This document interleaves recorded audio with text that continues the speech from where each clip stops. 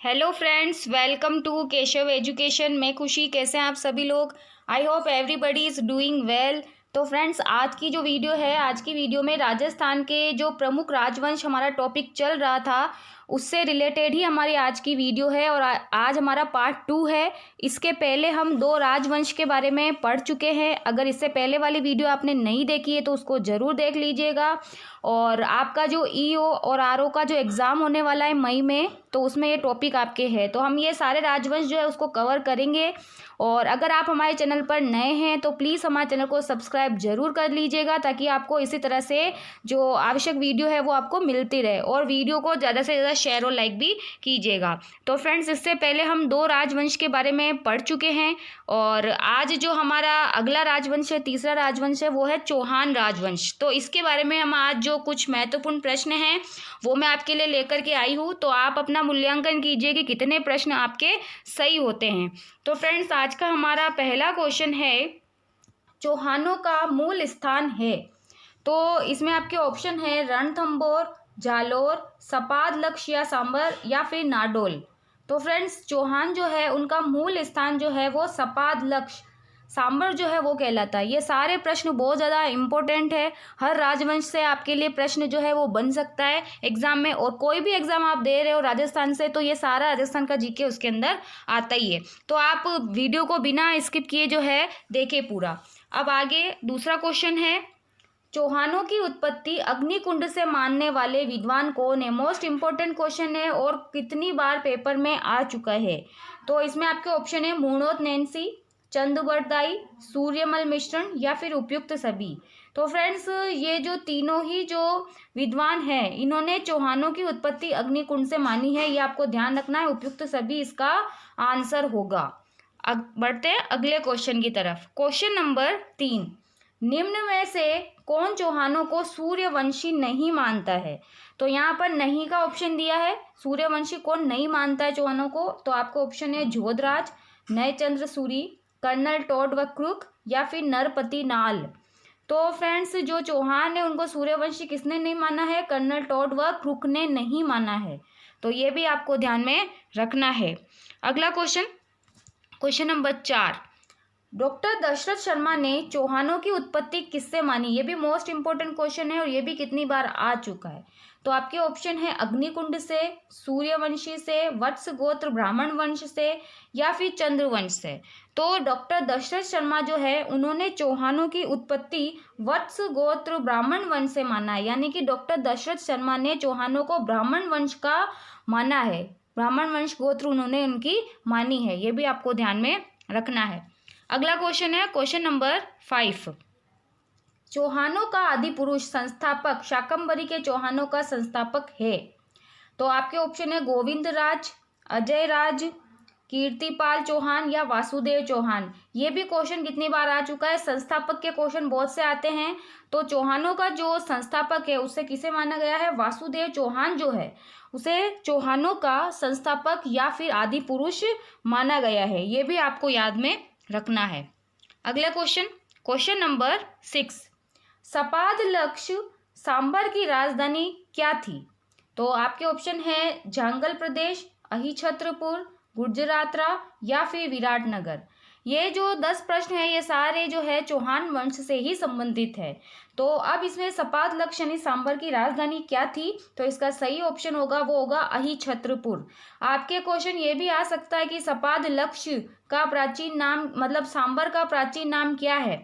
तो सपाद लक्ष्य ये भी आपको ध्यान में रखना, और इसकी राजधानी क्या है, अहिछत्रपुर।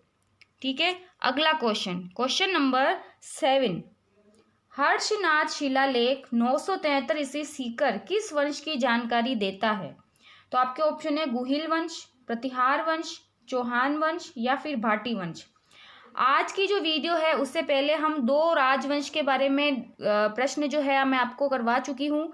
एक तो हमने गुहिल वंश के बारे में पढ़ा था और प्रतिहार वंश के बारे में पढ़ा, और आज की जो वीडियो है उसके अंदर चौहान वंश और परमार वंश के बारे में हम जो महत्वपूर्ण प्रश्न है उनको करेंगे। तो फ्रेंड्स, हर्षनाथ शिलालेख जो है उससे हमें चौहान वंश की जानकारी मिलती है। तो आपको ये भी ध्यान रखना है कि हर्षनाथ शिलालेख जो है उसमें चौहान वंश की जानकारी कब मिली। तो 1573 ईस्वी, ये भी आपको ध्यान में इसमें रखना है। अगला क्वेश्चन, क्वेश्चन नंबर 8। पंडित गौरीशंकर हीराचंद ओझा ने चौहानों की उत्पत्ति का मत दिया है। तो इसमें आपके ऑप्शन है सूर्यवंशी, चंद्रवंशी, अग्निकुंड या फिर विदेशी। तो फ्रेंड्स, ये जो राजवंश के जो क्वेश्चन आपके इसमें टॉपिक दिया हुआ है, उसमें ये जो मत वाला क्वेश्चन है कि किस विद्वान ने कौन सा मत माना है, कौन से वंश की उत्पत्ति का कौन सा मत माना है, तो ये बहुत ज़्यादा इंपॉर्टेंट है, आपको याद में रखना है। तो पंडित गौरीशंकर हीराचंद ओझा ने चौहानों की उत्पत्ति का जो मत माना है वो माना है सूर्यवंशी, यानी इनके अकॉर्डिंग जो चौहान थे वो सूर्यवंशी थे। तो ये भी आपको ध्यान में रखना है। Question number 9। हांसी शिलालेख के अनुसार चौहानों की उत्पत्ति बताई गई है। तो ये भी सेम इसका आंसर होगा वो सूर्यवंशी। तो ये भी आपको ध्यान रखना है कि किस अभिलेख के अनुसार चौहानों की उत्पत्ति सूर्यवंशी बताई है, तो हांसी शिलालेख, ये आपको याद में रखना है। अगला क्वेश्चन है क्वेश्चन नंबर 10। चौहान वंश की जानकारी देने वाले बिजोलिया शिलालेख 1170 ईस्वी के अनुसार सांभर झील का निर्माण किस चौहान शासक ने करवाया था? मोस्ट इम्पोर्टेंट क्वेश्चन है और ये क्वेश्चन आता ही आता है, बिजोलिया शिलालेख से जुड़ा हुआ क्वेश्चन हमेशा आता है। तो सांभर झील का निर्माण किस चौहान शासक ने करवाया? तो इसमें आपके ऑप्शन है विग्रहराज चतुर्थ, वासुदेव चौहान, पृथ्वीराज चौहान तृतीय या फिर गोविंद राज। तो फ्रेंड्स, इसका सही जवाब जो होगा वो होगा वासुदेव चौहान जो है उसने सांभर झील का निर्माण करवाया था। अब आपके क्वेश्चन ये ऐसे भी आ सकता है कि वासुदेव चौहान ने सांभर झील का निर्माण करवाया, उसकी जानकारी हमको कौन से शिलालेख से मिलती है? तो आपका ऑप्शन इसका आंसर क्या होगा? बिजोलिया शिलालेख। दोनों चीज़ें आपको याद में रखनी। बिजोलिया शिलालेख जो है 1170 ईस्वी में इसकी जानकारी हमको मिली और वासुदेव चौहान ने सांभर झील का निर्माण करवाया। दोनों टाइप से क्वेश्चन आपको पूछा जा सकता है। तो फ्रेंड्स, ये तो थे चौहान राजवंश के प्रमुख 10 महत्वपूर्ण प्रश्न जो आपको जरूर आने वाले एग्जाम में देखने को मिलेंगे। अब अगर हम बात करें अगले राजवंश की, तो परमार राजवंश की हम बात करें तो इसके भी कुछ महत्वपूर्ण प्रश्न हैं जिनको भी हम देख लेते हैं। पहला प्रश्न है इसमें, कौन से अभिलेख में परमारों को ब्रह्मा क्षत्र कुलीन बताया है? तो इसमें आपके ऑप्शन है चावंड अभिलेख, तेजपाल अभिलेख, आबू अभिलेख या फिर राज प्रशस्ति अभिलेख। तो फ्रेंड्स, जो परमार है उनको ब्रह्मा क्षत्र कुलीन जो है वो जो है इसमें तेजपाल अभिलेख, इसके अंदर इनको ब्रह्मा क्षत्र कुलीन बताया गया है। इसमें क्वेश्चन उल्टा भी आ सकता है कि तेजपाल अभिलेख में ब्रह्मा शस्त्र कुलीन जो है किन शासकों को बताया गया? तो परमार शासकों को बताया है। और कमेंट सेक्शन में आपको ये भी बताना है फ्रेंड्स कि ये राज प्रशस्ति अभिलेख कहाँ स्थित है। राजस्थान में राज प्रशस्ति अभिलेख कहाँ स्थित है, ये भी आपको बताना है कमेंट सेक्शन के अंदर। अगला क्वेश्चन, क्वेश्चन नंबर 2। किस परमार शासक ने दिलवाड़ा में भगवान आदिनाथ का भव्य मंदिर बनवाया? मोस्ट इंपोर्टेंट क्वेश्चन, कितनी बार पेपर के अंदर आ चुका है। तो भगवान आदिनाथ का मंदिर जो है वो किस परमार शासक ने करवाया? आपके ऑप्शन है तेजपाल, विमल शाह, उपेंद्र या फिर वेरी सिंह प्रथम। तो फ्रेंड्स, इसका सही जवाब जो होगा वो होगा ऑप्शन नंबर बी, विमल शाह जो है परमार शासक, उसने दिलवाड़ा में भगवान आदिनाथ का भव्य मंदिर बनवाया है। ठीक है फ्रेंड्स, तो ये भी आपको ध्यान में रखना है। और फ्रेंड्स, आप जो है हमारी ये वीडियो है इसको ज़्यादा से ज़्यादा शेयर कीजिए ताकि जो भी कंपटीशन एग्जाम की तैयारी कर रहे हैं उन तक ये वीडियो ज़रूर पहुँचे। और हमारे चैनल पर नए हैं तो प्लीज़ हमारे चैनल को सब्सक्राइब जरूर कर लीजिएगा ताकि आपको टाइम टू टाइम नोटिफिकेशन मिलता रहे। अगला क्वेश्चन, आबू के परमारों का मूल पुरुष कौन था? यानी कि आपके ऑप्शन है धूमराज, धुंधक, धारावर्ष, धर्मराज। अब जो एग्जाम में क्वेश्चन आते हैं उसमें ऑप्शन जो होते हैं वो करीबन ऐसे लगते हैं जैसे सारे ही ऑप्शन उसके सही हो, एक ही वर्ड से शुरू होते हैं, वे दिखते हैं। तो आबू के परमारों का मूल पुरुष जो है वो कौन कहलाता है? धूमराज। ये भी आपको याद में रखना है, आबू के परमारों का मूल पुरुष धूमराज को कहा जाता है। अगला क्वेश्चन, क्वेश्चन नंबर 4। राजस्थान के किस क्षेत्र से परमार वंश का संबंध है? तो आपके ऑप्शन है उत्तर पश्चिम, पूर्वी राजस्थान, आबू के आसपास का क्षेत्र या फिर कोई भी नहीं। तो फ्रेंड्स, अगर राजस्थान में परमार वंश का संबंध बताए तो हमेशा जो इसमें ऑप्शन होगा आपका आबू के आसपास का क्षेत्र जो है, यहाँ पर परमारों का ज़्यादा शासन रहा था। ये आपको याद रखना है ये चीज। अगला क्वेश्चन है क्वेश्चन नंबर 5। राजस्थान के किस क्षेत्र से परमार राजवंश का संबंध ये हो चुका है? आबू के आसपास का क्षेत्र। अगला क्वेश्चन है क्वेश्चन नंबर 6। परमार वंश निम्न में से किस समुदाय से संबंधित था?